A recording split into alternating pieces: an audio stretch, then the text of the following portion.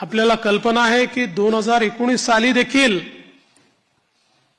जनतेचा कौल आपल्याला मिळाला होता। दुर्दैवाने जनतेचा जो कौल होता तो हिसकावून घेण्यात आला आणि जनतेसोबत एक प्रकारे बेईमानी त्या काळामध्ये झाली। आपल्याला कल्पना आहे की 2019 साली देखील जनतेचा कौल आपल्याला मिळाला होता। दुर्दैवाने जनतेचा जो कौल होता तो हिसकावून घेण्यात आला आणि जनतेसोबत एक प्रकारे बेईमानी त्या काळामध्ये झाली। आपल्याला कल्पना आहे की 2019 साली देखील जनतेचा कौल आपल्याला मिळाला होता।